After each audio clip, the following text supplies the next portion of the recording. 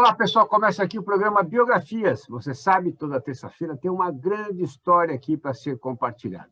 Cada um contando um pouquinho de onde veio, das dificuldades que enfrentou, como venceu essas dificuldades, ou mesmo transformou em oportunidades. Enfim, são grandes histórias para motivar, para inspirar, para transformar você com aquilo que você aprende e principalmente consegue aplicar na sua vida pessoal e também profissional. Hoje não é diferente, viu? Hoje, tapete vermelho. Aliás, uma indicação do meu querido primo Walter Boulos, que assiste, acompanha biografias, e sugeriu, então, falou, olha, o turismo precisa de espaço. Nós já demos espaço aqui para o nosso querido amigo Ibrahim Tartur, e principalmente com essa indicação do Walter, né, o turismo volta a ganhar espaço aqui no programa Biografias. Hoje recebemos com muita alegria, com muita honra, o professor Dr. Mário Carlo Beni, uma das maiores referências do setor de eventos e turismo no Brasil e que construiu uma importante carreira acadêmica, além de ser escritor e palestrante. Professor Mário Beni, tudo bem? Olha, que alegria tê-lo aqui para falar um pouco dessa Elias. História. Muito obrigado, é um prazer enorme estar presente ao seu programa, mas estou aqui realmente com muita disposição de contar um pouco da nossa trajetória. Muito bem, então olha, já vou dar a primeira no meio. E esse Palmeiras? É Palmeiras e Flamengo aqui? Eu sei que o senhor tem um espaço enorme aqui dentro do coração para falar do Palmeiras. Só vai dar Palmeiras e Flamengo daqui por diante? Parece que sim. O Palmeiras está numa boa fase, com um novo técnico, que nos anima bastante a acreditar em novas conquistas aí à frente. Eu sou ligado ao Palmeiras, hoje o terceiro mais antigo conselheiro do Palmeiras. Fui membro do COF, que é conhecido lá como Senadinho, né? Durante praticamente 37 anos. Depois fiquei só como conselheiro vitalício e tenho ido muito pouco, eu não tenho tido a oportunidade de sair muito de casa, tentei, pela idade, me preservar um pouco de qualquer exposição, e ir ao Palmeiras é sempre um reencontro com velhos amigos, velhos companheiros, e isso me amedronta um pouco. Aliás, vou contar uma curiosidade. Eu falei do Walter Boulos, o senhor está assim como ele também, né? É bastante atuante dentro do Palmeiras. E eu sou corintiano, né? Ninguém é perfeito, sou corintiano. Ele me contou. Me contou, né? Contou. Mas, professor Mário Beni, eu fui assistir Palmeiras e Atlético Paranaense numa estreia do Campeonato Brasileiro, me convidaram, né? Sim. 4-0 para o Palmeiras. Eu tive que comemorar 4 gols ali, não sabia onde enfiar a cara. Eu falei, vai que alguém me vê aqui vibrando o gol do Palmeiras, mas eu já sou diferente, Elias. Se for assistir um jogo do Palmeiras, é uma coisa impressionante. O Walter briga comigo, mas vamos assistir juntos. Eu não posso assistir, eu tenho um pé frio terrível. O Maurício, que é o atual presidente, me convidou, insistiu, você não vai assistir um jogo, isso antes da pandemia, um pouco antes, no ano passado, no começo do ano. E lá vou eu para a tribuna oficial, com toda a mordomia, ao lado do presidente, o Maurício, e dali a pouco Santos e Palmeiras. Santos 1-0. Falei, Maurício, eu te avisei que eu sou pé frio. Né? Dali a pouco, mas não passou 10 minutos, 2-0. Aí eu falei, Maurício, eu vou embora porque nós vamos tomar uma goleada. Né? São 2 pessoas que não podem assistir o jogo do Palmeiras lá na arena. Sou eu e o Serra. Ou o Serra e eu, porque o Serra também tem um pé frio que é terrível. E aí eu estava saindo, deu 3-0. Falei, deixa eu correr, porque nós vamos tomar um couro que não tem tamanho. Peguei o carro na garagem, liguei o rádio para ouvir, já estava 3-1. Falei, pronto. E, evidentemente, terminou o jogo em 3-3. Menos mal. Quando eu cheguei em casa, falei, então está comprovado que o pé é gelado.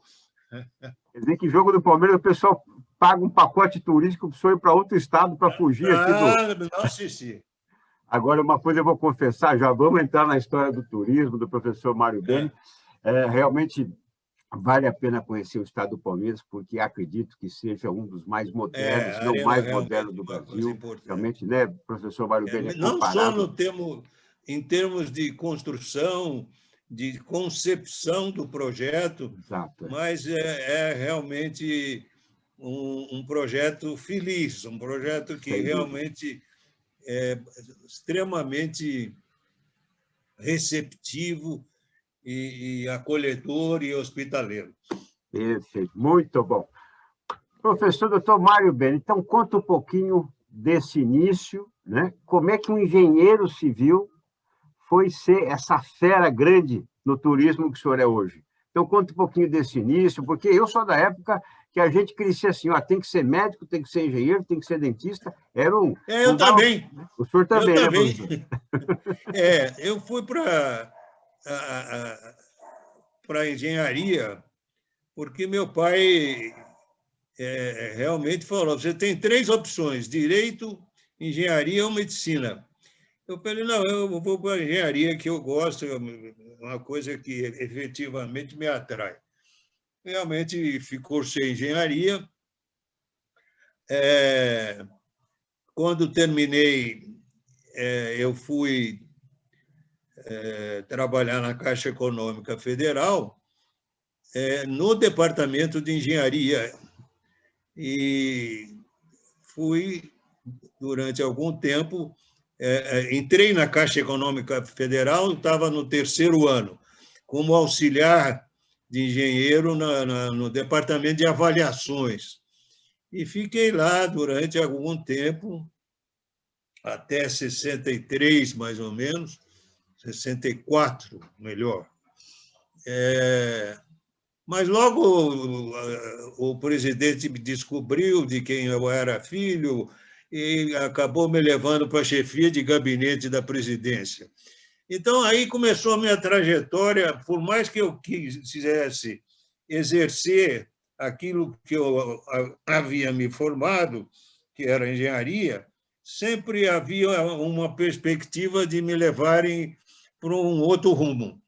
E lá vou eu, como chefe de gabinete, entro no envolvimento do relacionamento político, acaba também o Juscelino, na época, tinha um gabinete naquele prédio da Caixa Econômica Federal, que era a sede. Nessa época, as caixas econômicas eram independentes, não havia, melhor, cada estado tinha seu presidente, não havia um presidente nacional, eram presidentes dos diferentes estados. E o Juscelino vinha a São Paulo, usava um gabinete lá na Praça da Sé, no último andar, e eu acabei também ficando como oficial de gabinete do presidente, dando plantão lá, marcando as eventuais audiências e também, enfim, dando toda a assistência quando ele estava presente em São Paulo. Aí, eu venci as eleições, o Adhemar, meu padrinho de batismo, amigo pessoal do meu pai, a quem já deputado federal. Então, eu fui para o Palácio como subchefe da Casa Civil, encarregado pelas audiências do governador com os prefeitos. Então, a minha função era receber prefeito. Veja que cada vez mais eu fui me distanciando realmente Houve um momento em que eu me reencontrei com ela, mas ainda nesse governo. Aí fiquei durante praticamente uns 6 meses como subchefe da Casa Civil. Depois fui para a Secretaria Adjunta, secretário adjunto da então Secretaria de Viação e Obras Públicas do Estado. Lá eu estava em casa, era o meu ambiente, e foi um reencontro. Tá? Um reencontro com a engenharia, um reencontro com os empreiteiros, enfim, foi um trabalho muito interessante. Mas eu era uma espécie de coringa no governo do Adhemar. Então, eu fiquei lá por 1 ano e meio, e aí ele me deu um novo cargo, que foi presidente da Companhia Mujana de Estrada de Ferro. Aí eu voltei para a velha Mujana, que tanta saudade me trazia. Eu, que sou de Casa Branca, me casei 2 vezes em Casa Branca, hein? Isso é recorde. Acabou de Primeiro e basquete segundo lá, né, professor casamento. Mário? Primeiro e segundo casamento foi Casa Branca. Casa Branca. Eu sou fiel à terra. E lá em Casa Branca, lá na Mujana, eu tinha a oportunidade de estar sempre em contato com a região que era o colégio eleitoral do meu pai. E praticamente terminei o governo Adhemar na presidência da Mujana.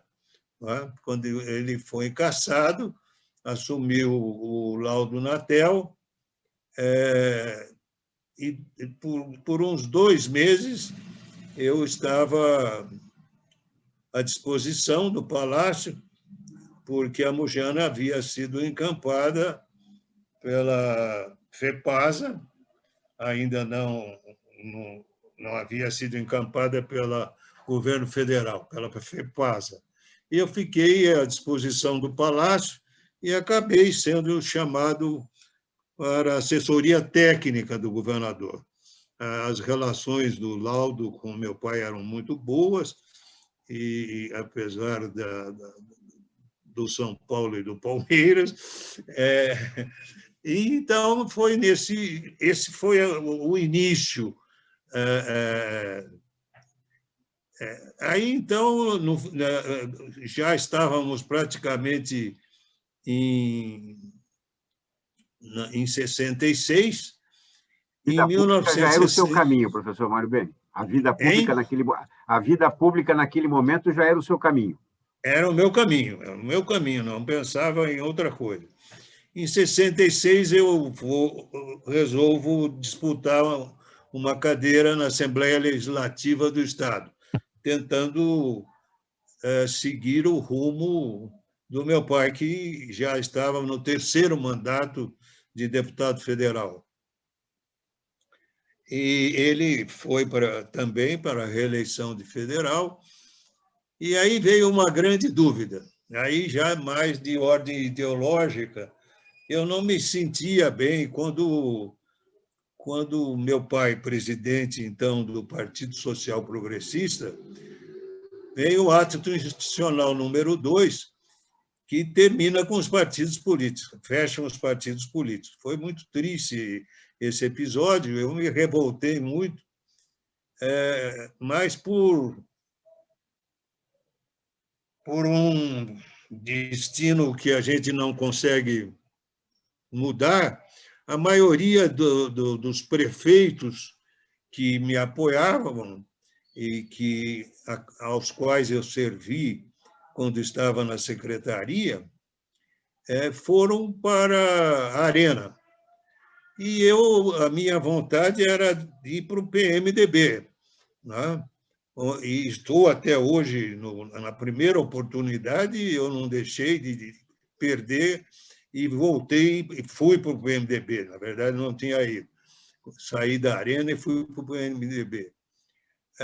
Disputei a eleição, fiquei como primeiro suplente e assumi, em menos de 3 meses, já faltou bastante recursos naquela época para atingir ali. Eu comecei a experimentar que política depende de recursos, não é só prestígio. Aliás, é só recursos, porque o sujeito te bate nas costas, é teu amigo, é um vereador que, de alguma forma, você ajudou a sua cidade, e eu ajudei quase todas as cidades do colégio eleitoral do meu pai, ajudei mesmo em todos os momentos e as posições que ocupei, transformando isso em obras, em atendimentos à sociedade. Mas isso tem pouco reconhecimento. Realmente, a engrenagem política é outra, né? E nós conhecemos bem. Né? Chega na hora, o vereador quer um salário, na época queria um Fusca, depois da eleição ficava com o Fusca. Né? Esse era o esquema. É um esquema que realmente já me decepcionou. Mas, como eu assumi a Assembleia, logo 3 meses depois, perdemos um companheiro de Ribeirão Preto, o Costa, e eu assumi. E fiquei, mas realmente eu sentia que não era o meu lugar. Comecei a perceber as dificuldades de me compor com esquemas aos quais eu não me sentia bem. Tá?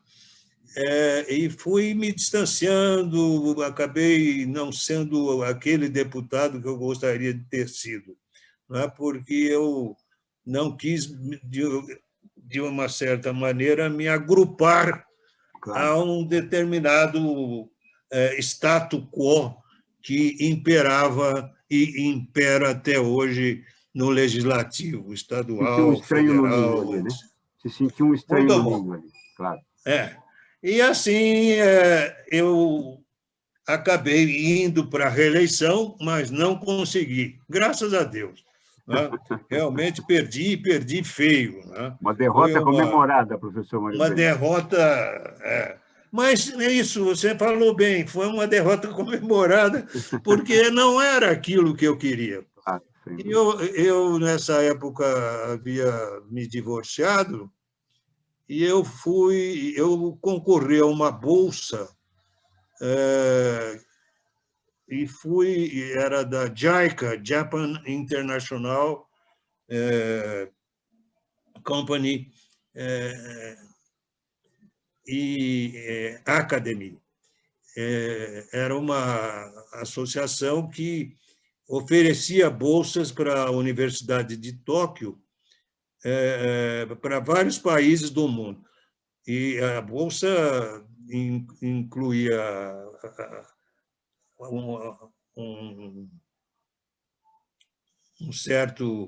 toda a manutenção, a alimentação, hospedagem na Universidade de Tóquio.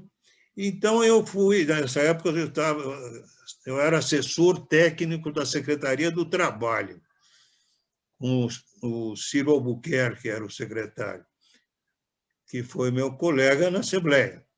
Ele, então, me autorizou, eu fui com salário integral fazer essa bolsa na Universidade de Tóquio. Eu já havia feito um concurso, logo que saiu o resultado, eu falei, o meu caminho não é esse, da eleição, eu me inscrevi num concurso, passei na USP, entrei como auxiliar de ensino. Naquela época, o início era auxiliar de ensino. Eu já tinha um mestrado, e durante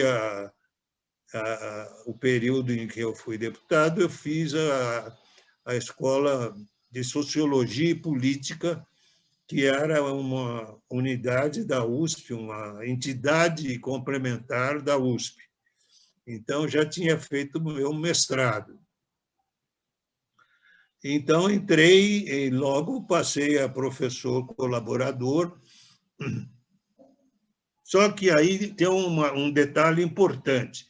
O meu sonho era trabalhar com um planejamento integrado e desenvolvimento sustentável.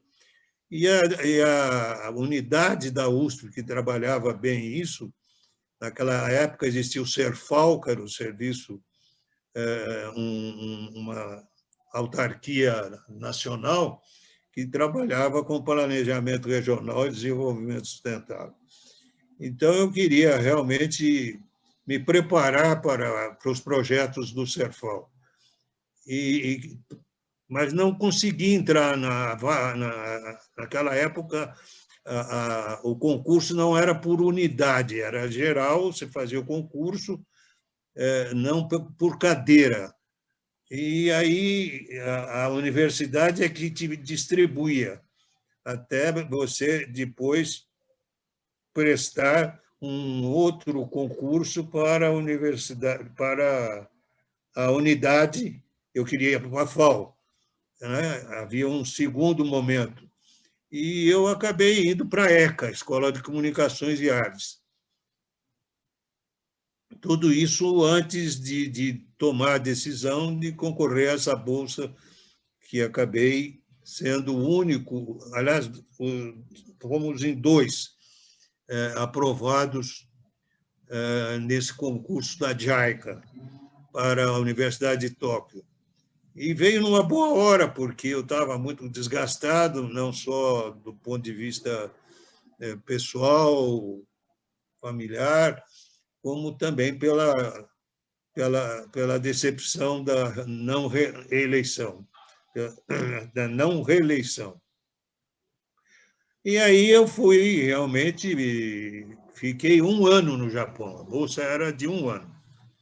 Foi muito bom, aproveitei, conheci todo o Sudeste Asiático, as passagens aéreas eram muito baratas naquela época, como eu tinha ido com o salário integral do governo, e tinha ainda o salário da Bolsa, foi muito tranquila a minha passagem, fiquei lá e acabei conhecendo muitos países do Sudeste Asiático, até porque fazia parte do programa da universidade. Então, essa é a primeira etapa da minha história, né? Perfeito, professor Mário Beni. Olha, é muito importante, dentro já do que o professor Mário Beni coloca, porque, como ele disse, né, ele concorreu a um segundo mandato para deputado, descontente, né, com aquilo, né, e acabou sendo derrotado. Então, muitas vezes, eu costumo dizer nas palestras, professor Mário Beni, que o não mais difícil que eu dei na minha vida foi para mim mesmo, né? Quando eu não queria mais ser repórter esportivo, que eu não aguentava mais fazer aquilo, né? E eu já tinha escrito a minha primeira biografia, e as pessoas que me ligavam, eu falava, pô, agora é para fazer a segunda biografia. Não, era diretor de esporte para me convidar para voltar para a emissora de televisão, né? Então, foi um momento muito duro, porque eu tive que dizer não para mim mesmo, eu não queria mais aquilo, mas era o que se apresentava. Então, é importante compartilhar com quem nos acompanha. Pessoal, eu sei que a mudança ela assusta, né? Ela incomoda, né? Ela tira daquilo que se chama de zona de conforto. Mas se você não está feliz, tem que ir em busca disso. Então, às vezes a gente provoca isso. Às vezes o destino, como no caso do professor Mário Beni, provoca isso. Então, é muito importante. E um pequeno senão, o senhor falou do Juscelino, né? Um dos senões da política do Juscelino foi justamente de não ter investido, né? Eu digo isso porque o senhor falou da Mogiana, não ter investido mais, né? Sem dúvida, eu senti muito isso quando, na presidência da Mogiana, a minha equipe, desenvolveu o projeto do terceiro trilho até Ribeirão Preto, porque a Mogiana saía de Campinas, até Campinas era bitola oficial, 1,60 m, que, aliás, não é a bitola padrão internacional. O Brasil é sempre um país curioso, porque ele consegue mudar até o padrão internacional, né? Nós tínhamos, na época, 11 tipos de bitolas no Brasil. Tem a bitola métrica, a bitola de 1,60, que seria a oficial, mas, na verdade, a oficial é 1,44 no mundo inteiro. né? A não ser na Rússia, que é de 2 metros, que é... E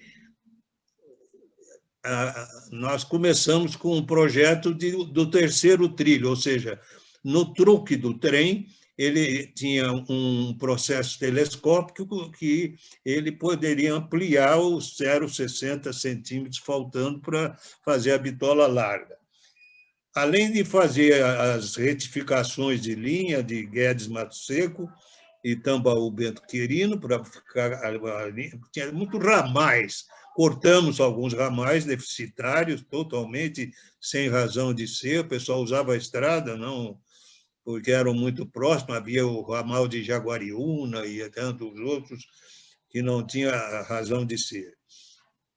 E a ideia, esse era o projeto que me frustrou muito, era um convênio com o governo federal para ir a Pires do Rio. A Pires do Rio, nós estávamos exatamente a 90 quilômetros de Brasília.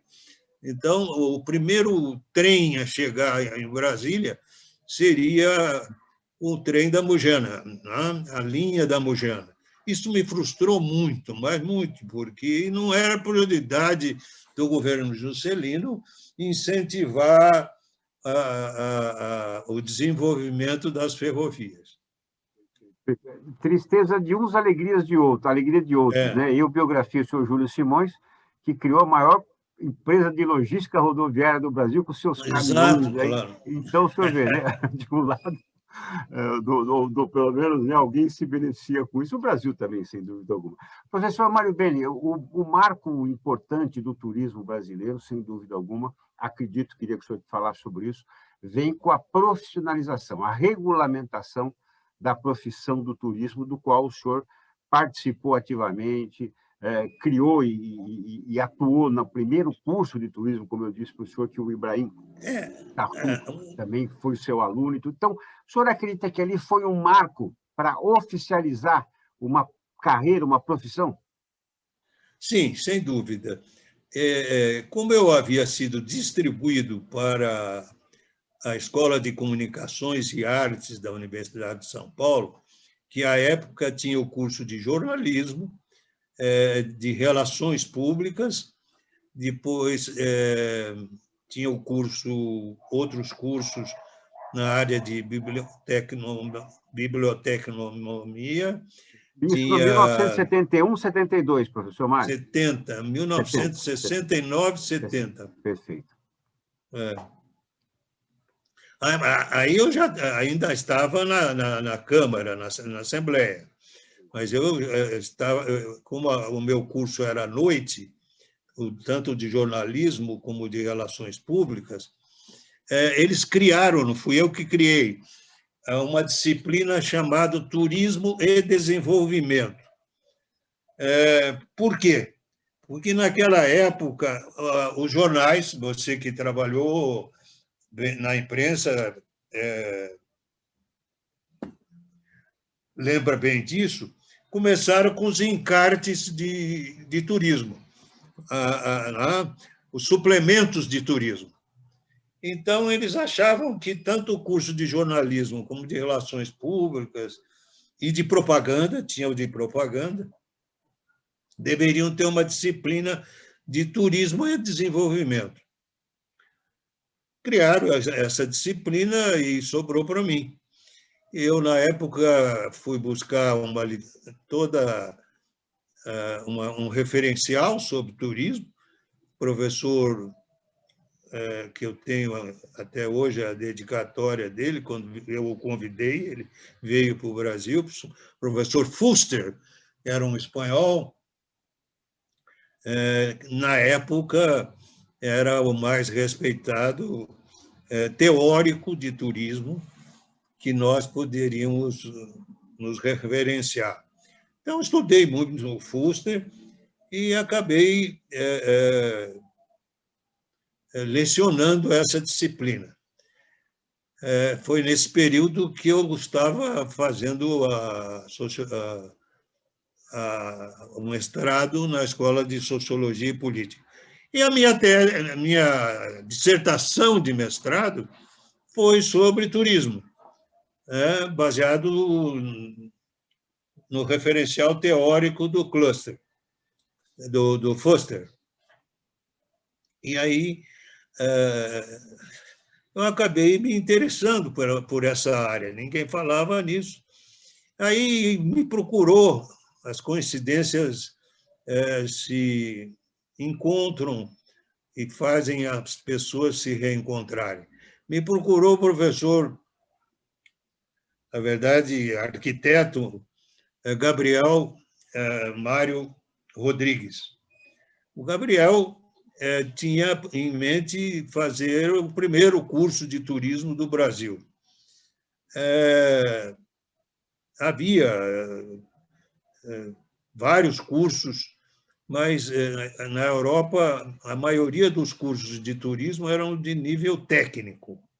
Na Espanha, na Itália, havia na França, em Aix-en-Provence, e um curso de nível superior, mas de nível de pós-graduação, não era nem de graduação, na economia.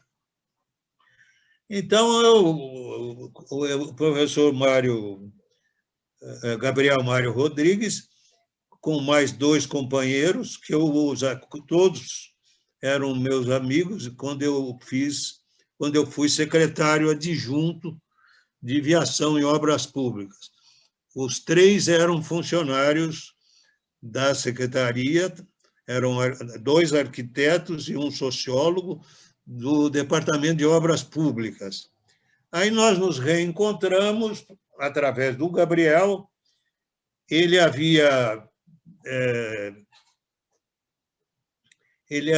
buscado na Espanha o professor Penha, que era um professor não de nível superior, mas de nível de escola técnica, e que dava rigorosamente aula de hotelaria, preparava os alunos lá em Madrid para as funções hoteleiras de agências de viagem, etc. Era uma escola técnica de turismo. Então, rigorosamente, essa foi a primeira escola, a primeira faculdade superior de turismo.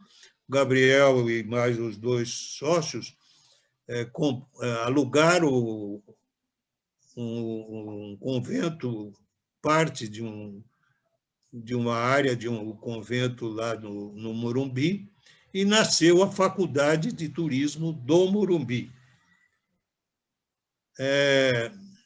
Aí eu já tinha passado já era professor da ECA de uma disciplina de turismo. Então, o Gabriel me convidou e, com mais alguns colegas, nós fizemos o primeiro projeto, o primeiro programa das disciplinas do curso de turismo, programa pedagógico e a estrutura curricular do curso de turismo da Faculdade de Turismo do Morumbi. Ela foi tão bem, o curso cresceu vertiginosamente, chegou a ter 15 turmas num determinado momento. Foi quando o Gabriel ampliou, ficou sozinho, os sócios saíram, um foi para Santos e também fez lá a sua faculdade de turismo, o Vitório. E o Gabriel foi ampliando e comprou a universidade, já naquela época, a Faculdade Anhembi, que era uma faculdade de comunicações. E como ficou Faculdade Morumbi, Anhembi e Morumbi, né? Porque juntaram-se as 2 faculdades. E se tornou uma das mais importantes e bem estruturadas universidades privadas do país, que é a UAM, Universidade Anhembi Morumbi, que cresceu muito, foi para a Laurent, que é uma grande empresa americana e recentemente vendida para um novo grupo, já com o falecimento do Gabriel, um novo grupo que é Anima, Grupo Anima, que é muito grande e tem várias universidades. A própria Laurent, que comprou a Anhembi Morumbi, já havia comprado outras faculdades, não só em São Paulo, como em todo o território nacional, e hoje agora a Laurent é vendida para esse grupo Anima. Aproveitando um Então, pouco eu lecionei, por coincidência, apenas para concluir esse pedaço que é importante, quando o curso foi para aprovação do MEC, eu fui o primeiro professor, pelo meu currículo, e por já estar lecionando uma disciplina na Universidade de São Paulo, de turismo, eu fui o primeiro a ser aprovado. Na verdade, o primeiro professor a lecionar turismo no Brasil, autorizado pelo MEC.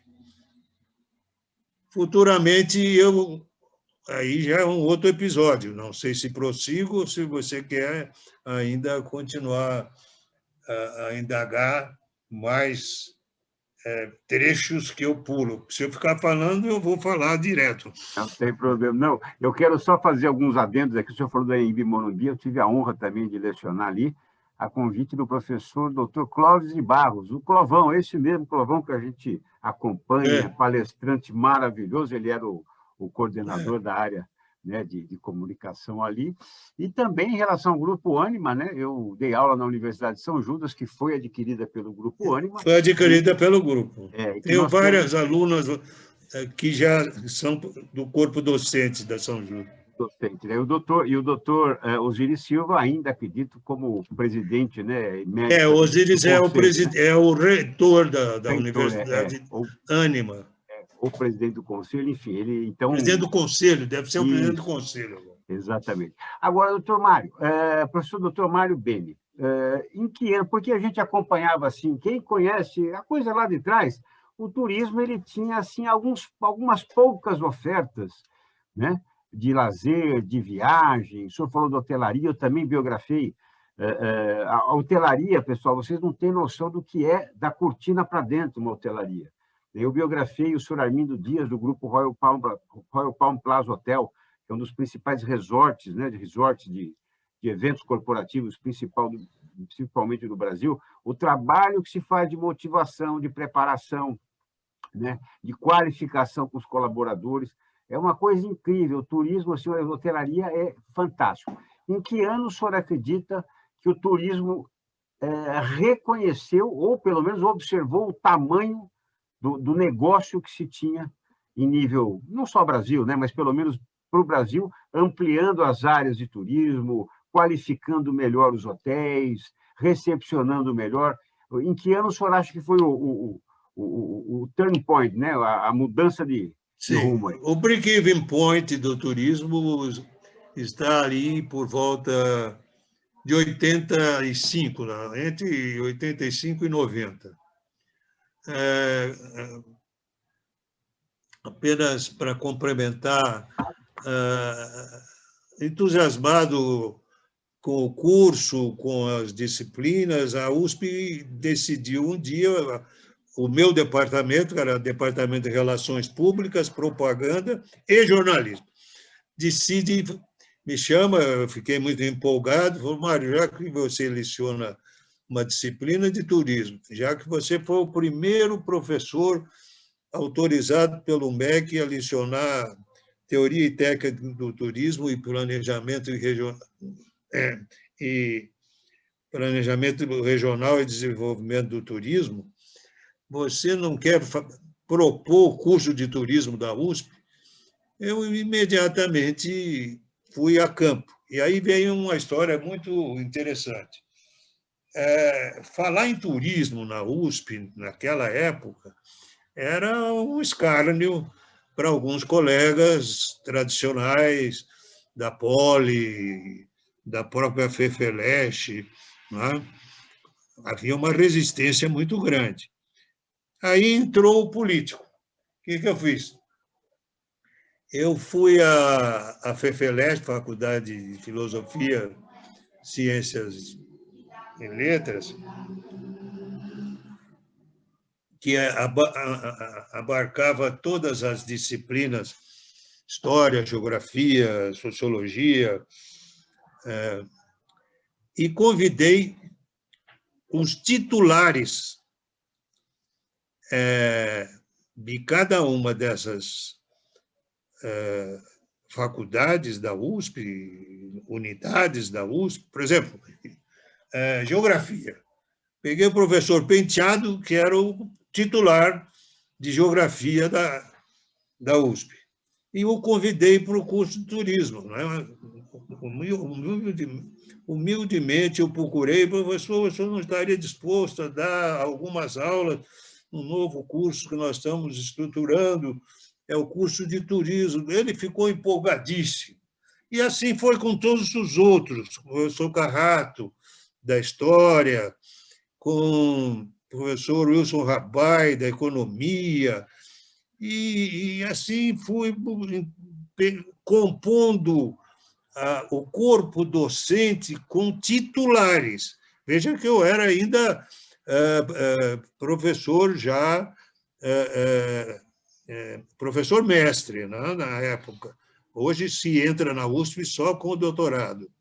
Então, eu era professor com mestrado. Então, eu coloco o corpo docente. Quando eu levei para o conselho da ECA, conselho departamental da ECA, numa reunião de diretoria, o nome dos professores, eles ficaram todos admirados, não tiveram dúvida, aprovaram imediatamente. Mas tínhamos ainda a congregação da universidade. E eu fiquei tranquilo, porque se todo o corpo docente escolhido eram de professores titulares da USP, não haveria dúvida que o Conselho Universitário iria aprovar também. E não deu outra, o Conselho aprovou. E nasceu o curso de turismo da Universidade de São Paulo. Hoje tem dois, tem um na USP Leste e o original, que é na Butantã. Muito bom, muito bom. Já vamos entrar também um pouco nessa situação atual do turismo, né? Mas o senhor estava comentando que em 1980... Não, então, aí o curso evoluiu, houve uma época em que o próprio Ministério do Turismo designou a ECA, o curso de turismo da ECA, porque logo em seguida criou-se uma febre de cursos de turismo. Foi uma loucura, chegamos a ter quase 500 cursos de turismo em todo o território nacional. Foi uma coisa impressionante. Hoje restam algo em torno de 170, se tanto. Incluindo, houve uma migração para as universidades federais. A primeira foi do Maranhão, depois aí foi do Rio Grande do Sul, Paraná, e aí foi indo. Então, começou, quando houve uma redução nas privadas, nas universidades privadas, as universidades públicas começaram a assumir isso. Aí o turismo estava no auge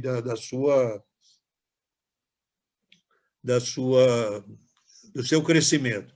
Então, realmente, o Ministério pediu à USP que fizesse uma nova revisão nos currículos e nos projetos pedagógicos do curso de turismo. Aí houve uma divisão de águas, porque havia aqueles que queriam ficar rigorosamente na área de técnica, de hotelaria, de agência de viagem, etc., e outros que queriam ir para a área mais ampla de planejamento regional e trabalhar mais a questão da epistemologia do turismo. Não é? O que é o turismo? Não é? A epistemologia do turismo. Tem um método, tem um objeto.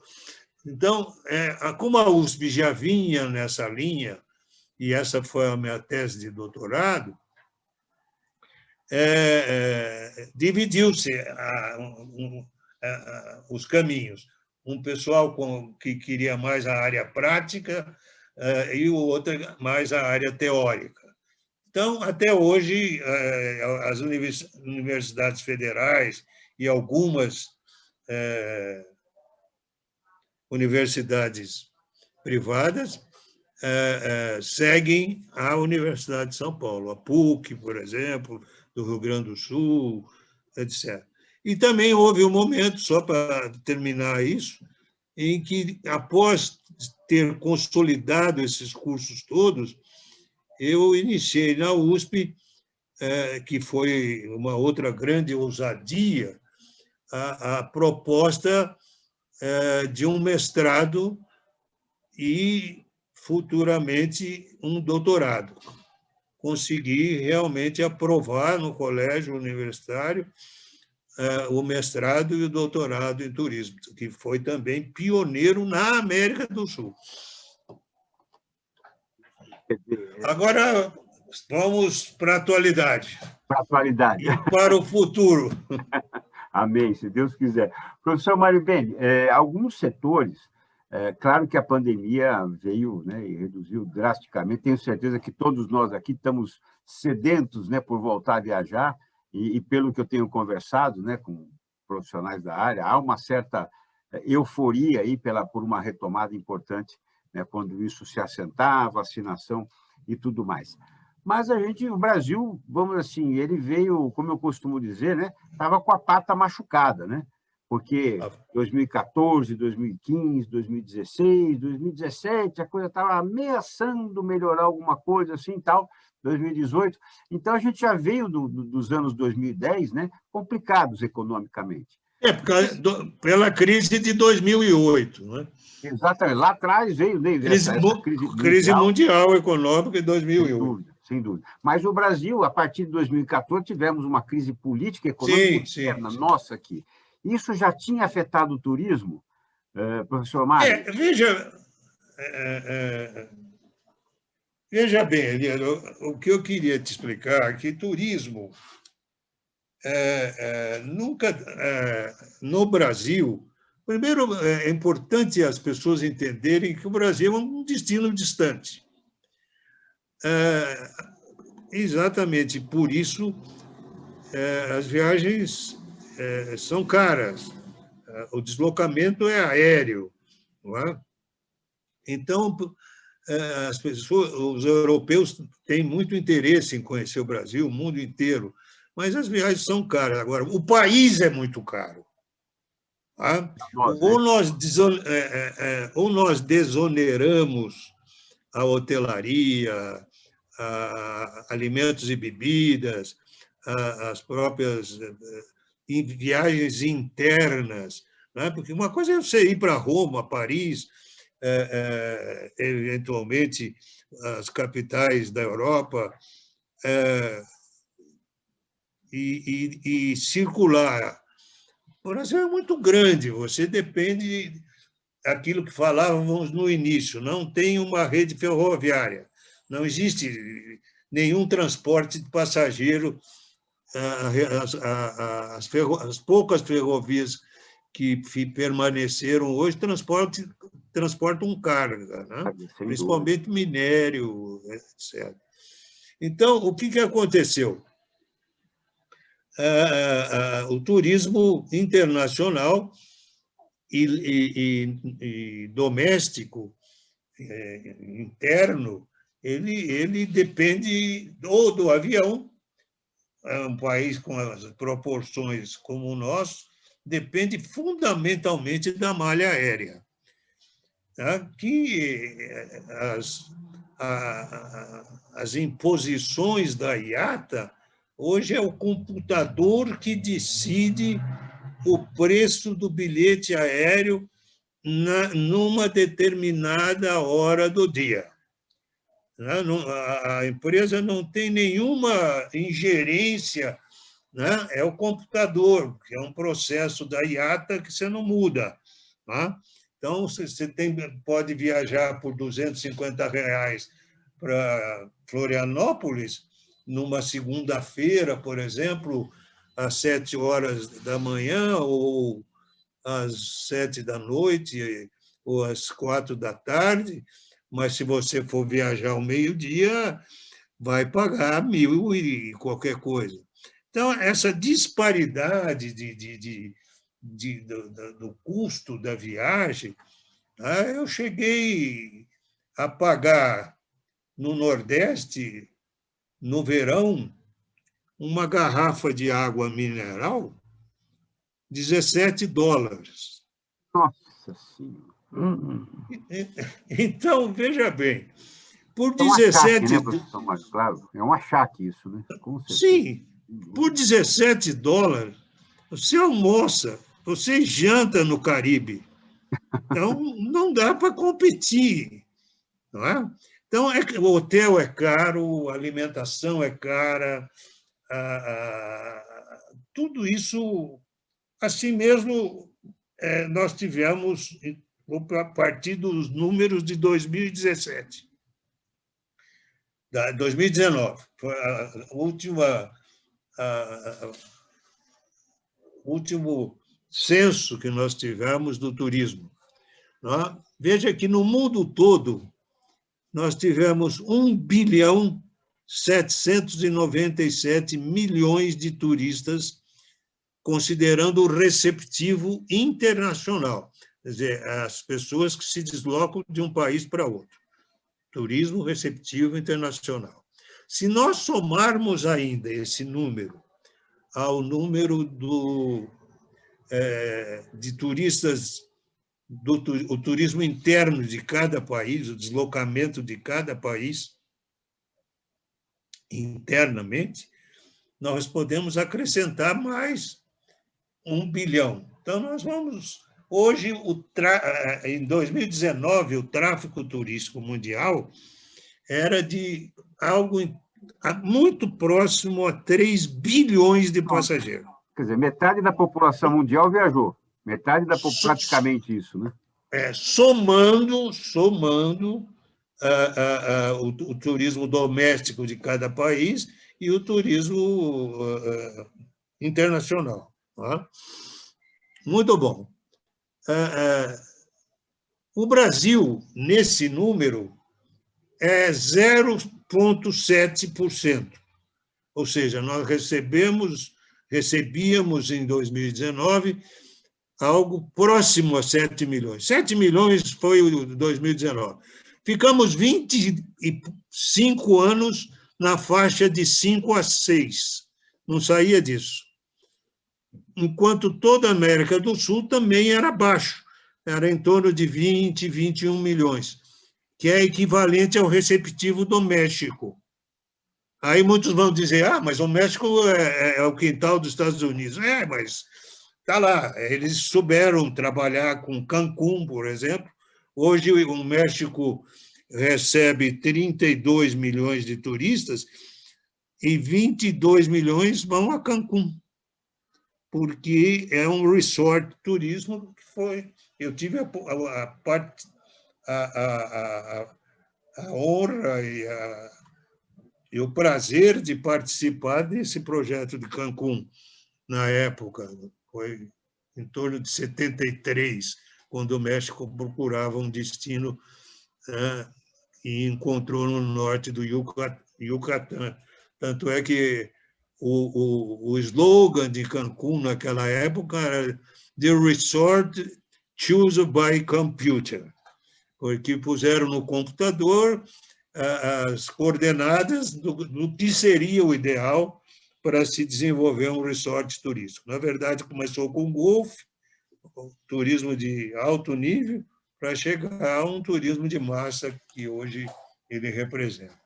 Então, Então, agora, essa... rapidamente, professor Mário, nós temos agora o turismo da vacina também, com o braço do México, né? Pois é. Então, vamos agora. Então, 2020, 2021, vacina. A Covid. Tá? Então, a pandemia, o turismo é extremamente retrátil. Ele se retrai a qualquer questão de ordem econômica, e nós tivemos uma brutal recessão, isto influi no turismo, questões atmosféricas, questões voltadas aí à oscilação do mercado, do dólar, não é? Tudo isso atrapalha muito o turismo e provoca uma retração. Não é? A retratibilidade do turismo é muito grande, é um fator muito sensível. A Covid, então, foi desastrosa, né? Porque ela atingiu todo o planeta, o globo, é uma pandemia global, e aí, para esses números que eu te dei de 2019, que chegava a quase 3 milhões, você pode tirar 2 milhões disso. Nossa, que redução, meu Deus do céu. 2 milhões. Tá? Então, só o internacional, que era quase 2, 797, caiu exatamente 900 milhões. Tá? Você veja que na primeira semana só o tráfego aéreo internacional zerou. E o interno caiu 85%. Então, para ser muito franco para vocês, eu só acredito no restabelecimento pleno ou com razoável importância no setor de turismo. Estou falando no mundo, hein? Não estou falando do Brasil. Em 2025. Nossa, professor Mário Beni. Puxa, é um árduo caminho. Hein? 2025, nós vamos chegar aos números que nós estávamos em 2019. É duro, realmente, quer dizer, ainda precisa de investimento. Agora, professor Mário, assim, até para a gente encerrar, eu acho que até um setor que poderia também intensificar, ajudar nessa retomada, talvez hoje recorra menos, né? As viagens, né? As opções de hotelaria e tudo mais, que é o mundo corporativo, né? O mundo corporativo entendeu, né? Mas esse é o que caiu mais. Quer dizer, hoje, veja bem, as viagens internacionais, para ser muito rápido, as viagens internacionais representavam as viagens corporativas, que o Ibrahim deu entrevista a vocês, representavam, no tráfego turístico mundial, algo em torno de 69%, 60%, 70%. Quer dizer, elas vão cair naturalmente, porque não é que nós vamos passar para um novo tempo. Nós já passamos para uma nova era. As pessoas ainda não entenderam isso. Então, aquele viajante internacional que precisava viajar pelo menos 5 vezes por ano, ou 6, a média chegou a ser 7. Mas passava 6 meses fora, 6 meses no país. Ele não precisa fazer mais isso, ele faz o que nós estamos fazendo agora. Ele faz uma live, não é? E isso vai acontecer, inapelavelmente. Os grandes congressos vão ser online, as feiras internacionais. Eu discuto isso muito com o Ibrahim e falo que realmente é ilusão pensar que os grandes eventos vão retornar a não ser nesse tempo, porque é impossível. As pessoas estão ávidas para viajar. Então, o que eu acredito? para encerrar, eu acredito no seguinte: vamos trabalhar o turismo interno, trabalhar Brasil. Nós temos, veja bem, os números, nós temos 333 regiões turísticas, temos 1.287 municípios de interesse turístico no país, temos 17 parques nacionais e 37 APAs, áreas de proteção ambiental. E há muita gente que discorda de mim. Eu digo sempre o seguinte: a melhor maneira de conservar, preservar, é ocupar racionalmente. Porque se você deixar, está lá, reserva intocável, você vai ter o quê? Invasão, você vai ter uma série de problemas, vão fazer todos os tipos de turismo que você possa imaginar, porque não há controle, não há ninguém. Então, e outro, para completar, os municípios, os governos do Estado e o governo federal estão exauridos na economia. Nós sofremos uma recessão brutal. Não há dinheiro para aplicar em termos oficiais. Então, para salvar isso e antecipar essa previsão que eu dei até 2025, só existe uma maneira: parceria público-privada. Se nós conseguimos, e já se faz isso, veja o sucesso lá em Foz do Iguaçu, o Parque Nacional do Iguaçu foi privatizado. E é um sucesso, está lá conservado direitinho, não tinha nenhuma conservação do lado brasileiro. Já se pensa em privatizar Fernando de Noronha. Tá? E, terminando, temos uma solução rápida, que eu não sei por que há uma resistência. É claro que isto tem que ser zoneado de uma forma absolutamente rígida e com muita logicidade. É a questão da abertura dos cassinos. Dos jogos. Sim, eu ia fazer essa pergunta. Fundamental. A abertura do jogo é fundamental nisso tudo para acelerar o processo. Se isso tudo não acontecer, em menos de em 2020, até 2025, nós não chegaremos aos números que nós tínhamos em 2019.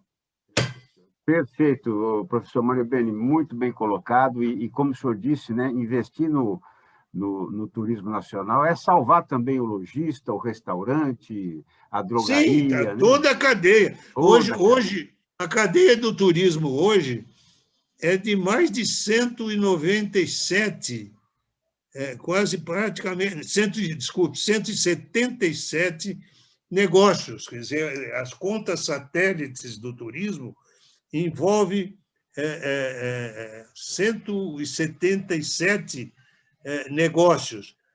Os mais conhecidos: hotelaria, eventos, recreação, lazer, entretenimento. Mas isso avança, vai embora. Sem dúvida. É um setor que está parado. Brasil,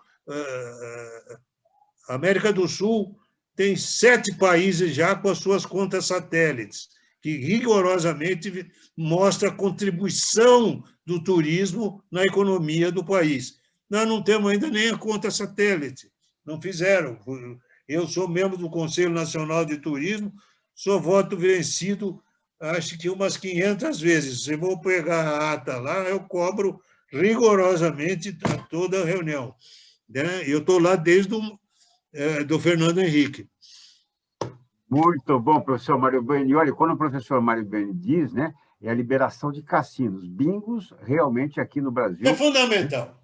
Os bingos estão, vamos dizer, entre aspas, mortos, né, mas é cassino, é o grande empreendedor, né? Empreendimentos de bilhões aí, enfim, de muitos milhões, de bilhão, muitos milhões, realmente é do grande empreendedor que vai fomentar as economias locais, aonde essas áreas forem permitidas. Professor Dr. Mário Carlo Beni, uma das maiores referências do setor de eventos e turismo do Brasil, e construiu uma importante carreira acadêmica, além de ser escritor e palestrante, participando aqui do Biografias. Muito obrigado, doutor Mário Beni, Eu que que alegria tê-lo aqui. agradeço.